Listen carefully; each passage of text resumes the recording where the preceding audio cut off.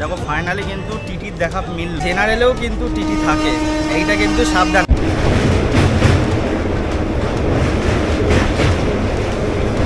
এখন দেখো দড়ি বাজছি, কারণ এই জানলা কিন্তু খুলতে হবে, এখানে দড়ি বেঁধে রাখতে হবে। দেখো মোটামুটি অন্যান্য ট্রেনের যে কামরার অবস্থা থাকে তার থেকে কিন্তু অনেক ভালো, অনেক বেটার। তোমরা ফার্স্টের দিকে চলে আসবে, ফার্স্টের দিকে কিন্তু জেনারেল দুটো, আর দুটো জেনারেলই কিন্তু মোটামুটি ফাঁকা। এই ট্রেনটা কিন্তু আমি চেক করছিলাম মোটামুটি হাওড়ার কাছাকাছি, মানে হাওড়া গুডস কেবিন অবধি কিন্তু টাইমেই ছিল।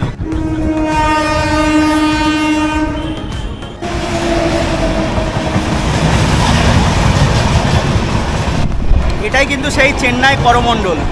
ফাইনালি কিন্তু বৃষ্টি দেখা মিলল, বাইরে কিন্তু ভালো বৃষ্টি হচ্ছে।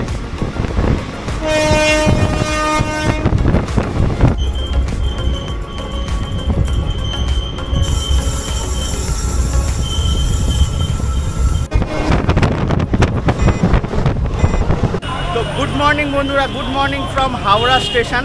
তো আজকে কিন্তু একটা ইন্টারেস্টিং জার্নি হতে চলেছে। অলরেডি বৃষ্টি পড়ছে, আর বর্ষাকালে কিন্তু দীঘার কি পরিস্থিতি টোটালটাই তোমাদের সাথে শেয়ার করব। আজকে কিন্তু আমাদের জার্নি হতে চলেছে 15722 পাহাড়িয়া এক্সপ্রেসে। আর এই ট্রেনটা কখনই হাওড়া স্টেশন ঢোকে, আর সবসময় বলে যে এই ট্রেনটা নাকি লেটে চলে। তো আজকে টোটালটাই তোমাদের সাথে শেয়ার করব, আশা করছি ভিডিওটা ভালো লাগবে। তো চলো হাওড়া স্টেশনে ঢোকা যাক।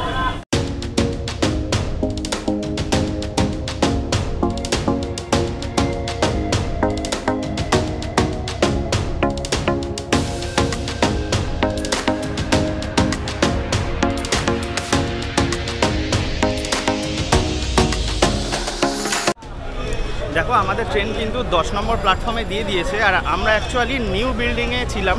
তো নিউ বিল্ডিং থেকে এবার কিন্তু আমরা ওল্ড বিল্ডিংয়ের দিকে যাব।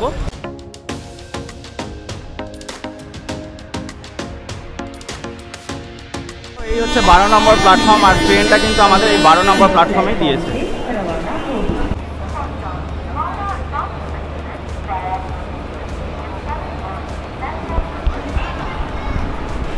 দেখো এটা কিন্তু আইসিএফ কোচ, আর এখানে কিন্তু ওয়াপ 4 এর ইঞ্জিন পড়েছে।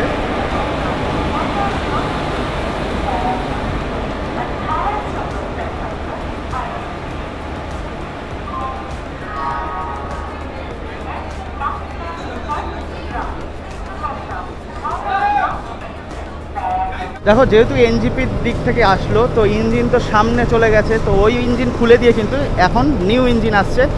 এটাও কিন্তু ওয়াপ 4 এর ইঞ্জিন।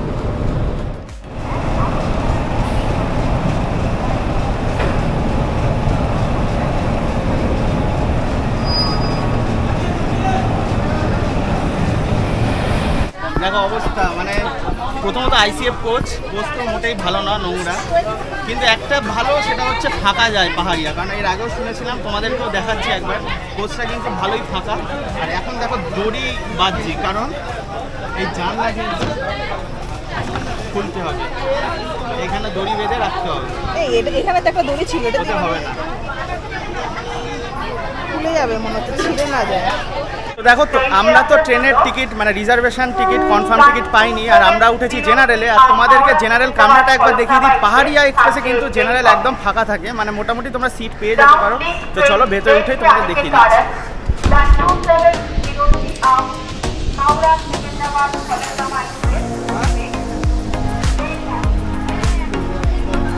দেখো মোটামুটি অন্যান্য ট্রেনের যে কামরার অবস্থা থাকে তার থেকে কিন্তু অনেক ভালো, অনেক বেটার।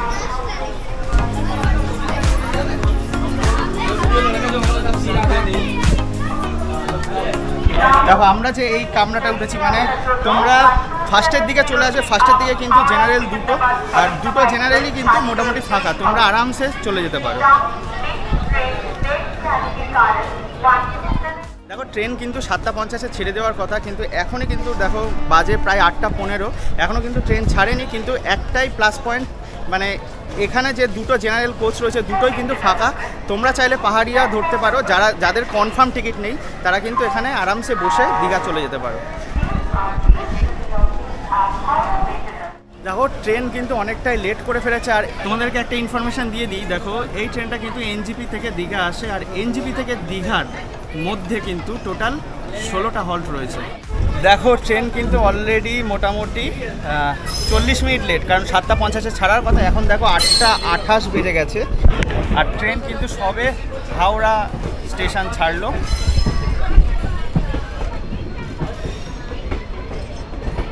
এই ট্রেনটা কিন্তু আমি চেক করছিলাম মোটামুটি হাওড়ার কাছাকাছি, মানে হাওড়া গুডস কেবিন অবধি কিন্তু টাইমেই ছিল, তারপরে হাওড়া ঢোকাতে গিয়ে ন্যাচারালি যেটা হয় লেট হয়ে গেল। আর এখন ছাড়তে কিন্তু প্রায় 40 মিনিট লেট। আর এর আগে তাম্রলিপ্তে গেছে, ওটাও কিন্তু প্রায় 45 মিনিট লেটে আজকে ছেড়েছে।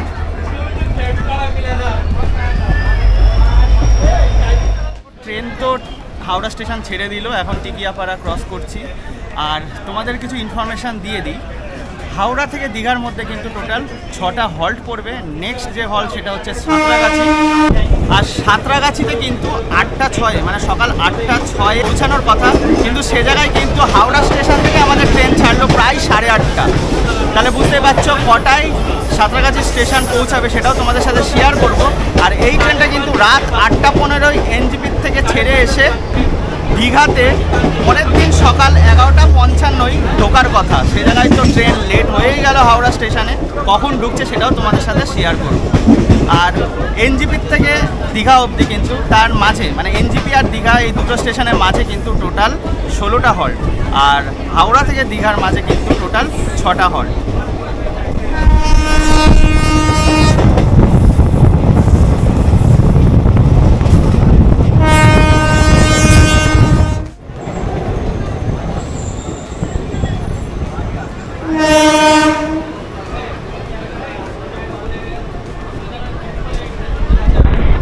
দেখো ট্রেন কিন্তু প্রায় 1 ঘন্টা লেট। এখানে দেখতে পাচ্ছ 8:55 বাজে, আর ট্রেনের টাইম ছিল 8:06 সাঁতরাগাছি ঢোকার কথা, কিন্তু এখন কিন্তু 8:55 বাজে, মানে প্রায় 1 ঘন্টা লেট। দেখা যাক ট্রেন যেতে যেতে আরও কতটা লেট করে। এই ট্রেনের জেনারেলে এমনি ফাঁকা পেয়ে যাবে, কিন্তু ট্রেনটা কিন্তু মারাত্মক লেটে চলছে। দেখো এখন কিন্তু 8:53 বাজে, আর এই মুহূর্তে কিন্তু সাঁতরাগাছি জংশন আসলো ট্রেন। আর তোমাদের তো বলেই দিলাম ট্রেনটা প্রায় 1 ঘন্টা লেট। আর পেছনেই কিন্তু ওই 1 নম্বর প্ল্যাটফর্মে অলরেডি সাঁতরাগাছি দীঘা যে স্পেশাল ট্রেন সেটা চলে এসেছে। মানে এর পেছন পেছন কিন্তু আজকে যেহেতু স্যাটারডে, তো সাঁতরাগাছি দীঘা যে স্পেশাল ট্রেন সেটাও কিন্তু পেছন পেছন দীঘায় যাবে। দেখো ট্রেন কিন্তু অলরেডি ছেড়ে দিল, এখন কিন্তু বাজে দেখো 8:57। আর এরপরে কিন্তু আমাদের নেক্সট স্টপেজ উলুবেড়িয়া, সেখানে কিন্তু 8:26 ঢোকার কথা। তো ট্রেন তো অলরেডি 1 ঘন্টা লেট, তো উলুবেড়িয়ায় কটায় ঢুকছে সেটাও তোমাদেরকে জানিয়ে দেব। এরপরে তোমাদের সাথে কথা হবে উলুবেড়িয়ায়।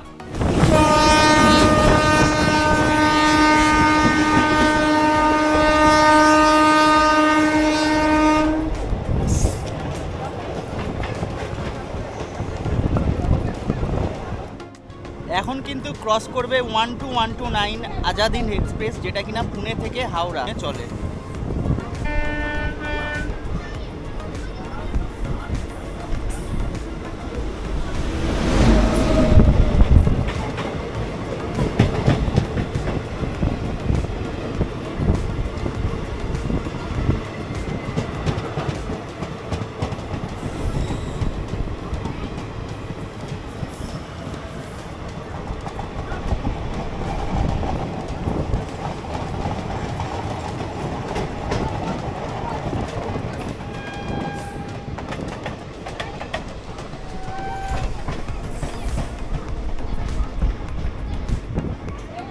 এই মুহূর্তে কিন্তু আমরা উলুবেড়িয়া স্টেশন এসে উপস্থিত হয়েছি। আর ট্রেন প্রায় 1 ঘন্টা 6 মিনিট লেট। 8:26 ঢোকার কথা, এখন কিন্তু অলরেডি 8:32 হয়ে গেছে। আর মোটামুটি 1 ঘন্টা লেট তো চলছেই। যদি কভার করতে পারে বা মেকআপ করতে পারে সেটাও তো তোমরা দেখতে পাবে ব্লগে। তো ব্লগটা কন্টিনিউ দেখতে থাকো।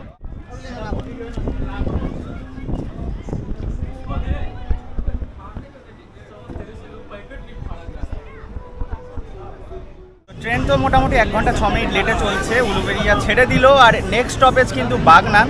তো তোমাদের সাথে কিন্তু ডাইরেক্ট বাগনানে গিয়ে কথা হচ্ছে।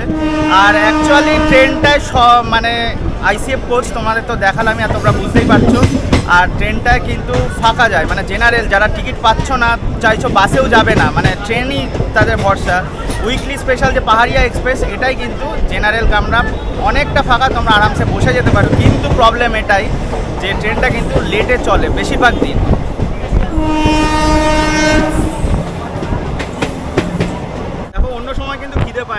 ট্রেনে যেতে যেতে আর বর্ষার ওয়েদার, বাইরে মেঘ, বৃষ্টির লুকোচুরি, তার সাথে কিন্তু আমাদের দেখো ঝালমুড়ি চলে এসেছে।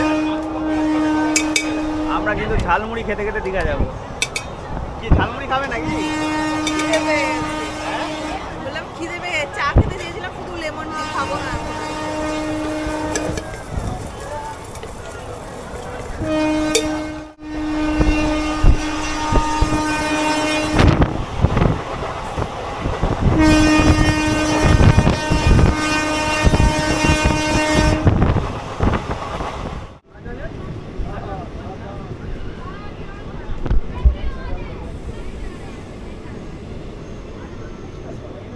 দেখো আমরা কিন্তু এই মুহূর্তে বাগনান ছাড়ছি, আর বাগনানে কিন্তু টাইম ছিল 8:40, সেই জায়গায় কিন্তু এখন 9:47 বাজে, মানে অ্যাকচুয়ালি সেই 1 ঘন্টা 7 মিনিট লেটেই ট্রেন চলছে।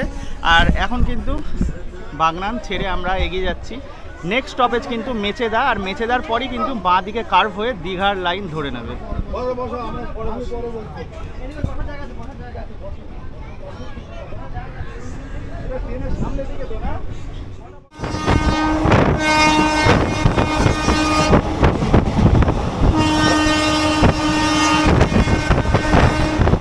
আমরা কিন্তু এখন দেউলটি ক্রস করলাম, আর এবারই কিন্তু কোলাঘাট ব্রিজ আছে, মানে রূপনারায়ণ রিভারের উপর যে ব্রিজ, সেটা কিন্তু আমরা ক্রস করব। আর এই রূপনারায়ণ নদীর তীরে কিন্তু শরৎচন্দ্র চট্টোপাধ্যায়ের বাড়ি আছে, তোমরা চাইলে কিন্তু সেখানেও ঘুরতে পারো। তোমরা কমেন্ট বক্সে জানাতে পারো যে তোমরা সেই শরৎচন্দ্র চট্টোপাধ্যায়ের বাড়ি দেখতে চাও কিনা, আমরা তাহলে সেপারেট ভিডিও বানাবো।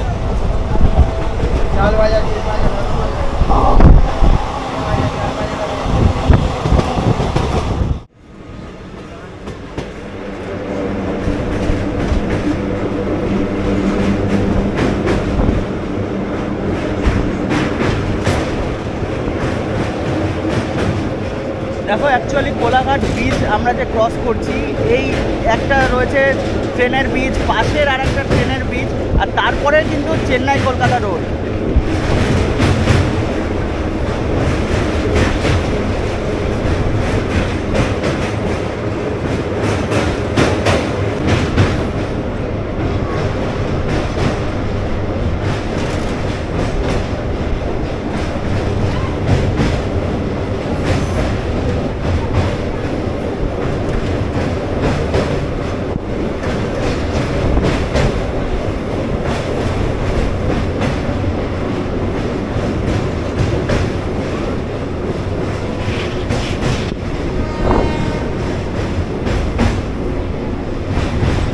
আমরা কিন্তু এখন কোলাঘাট ক্রস করছি, আর এখানে কিন্তু কোনো স্টপেজ নেই, আমাদের তো আগেই বললাম ডাইরেক্ট স্টপেজ কিন্তু মেচেদা।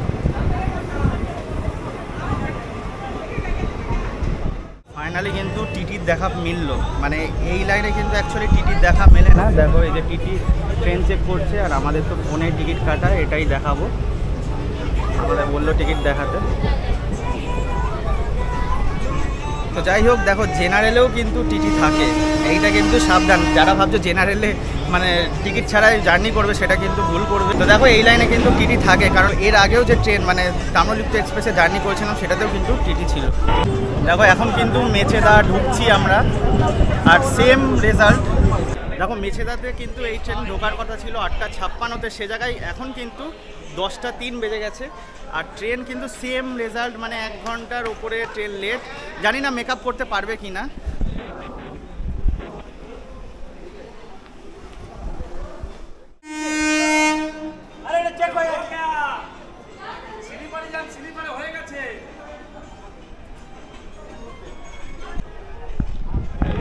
এই লাইনে কিন্তু ভালো মতো টিকিট চেক হচ্ছে, কারণ মোটামুটি 8 থেকে 10 জন টিটি ছিল, আর কন্টেনও চেক করছে। তো তোমরা কিন্তু সাবধান, মানে যারা জেনারেলেও আসছো তারা কিন্তু অবশ্যই টিকিটটা কেটে এসো। দেখো মেচেদা তো আমরা ক্রস করলাম, এবার কিন্তু নেক্সট স্টপেজ তমলুক। আর এবার কিন্তু আমাদের যে মেন লাইন, সেই লাইন থেকে লুপ লাইনে কনভার্ট হবে ট্রেনটি, বাঁ দিকে বেঁকে যাবে, দীঘার লাইন ধরে নেবে।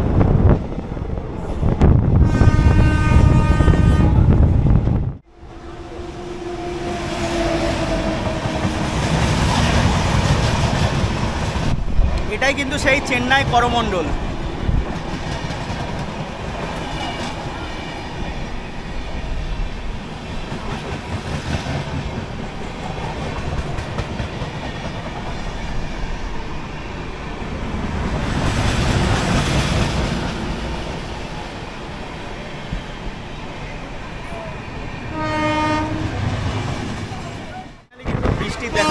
বাইরে কিন্তু ভালো বৃষ্টি হচ্ছে।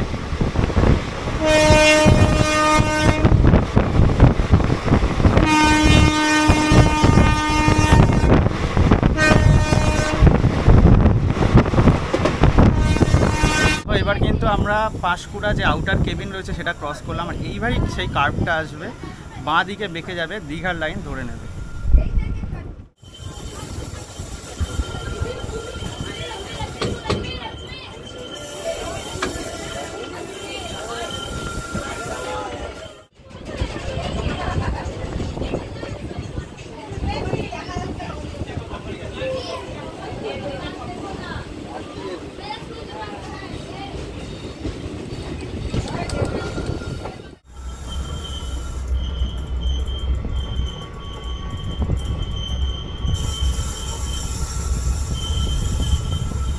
আইসিএফ কোচ কিন্তু ফাইনালি 100 ছুলো, মানে মেন লাইন থেকে যেই দীঘার লাইন ধরলো তখন কিন্তু 100তে টানলো। দেখো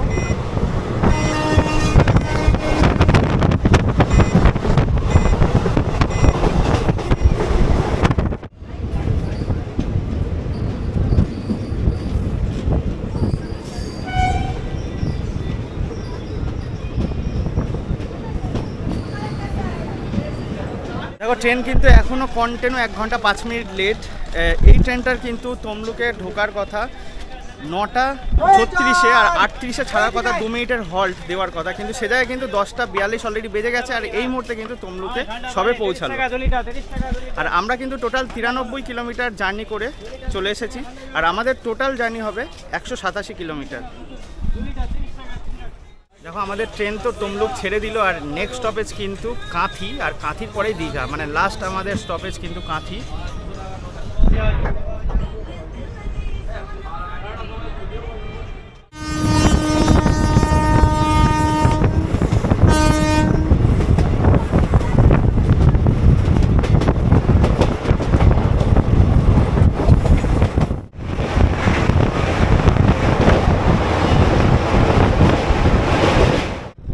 দেখো 11:44 বাজে, এখন কিন্তু আমরা কাঁথি ছাড়ছি, আর এরপরেই কিন্তু নেক্সট স্টপেজ আমাদের ডাইরেক্ট দীঘা। টোটাল 187 কিলোমিটার, আর আমরা কিন্তু টোটাল 152 কিলোমিটার ক্রস করলাম।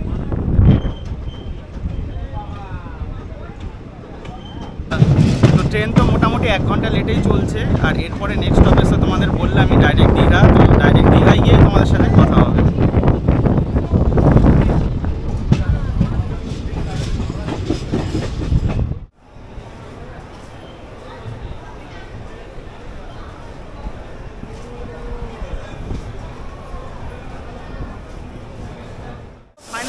আমরা দীঘা পৌঁছে গেছি, আর এখন কিন্তু বাজে ঘড়িতে 12:36। দেখো দেখে নাও।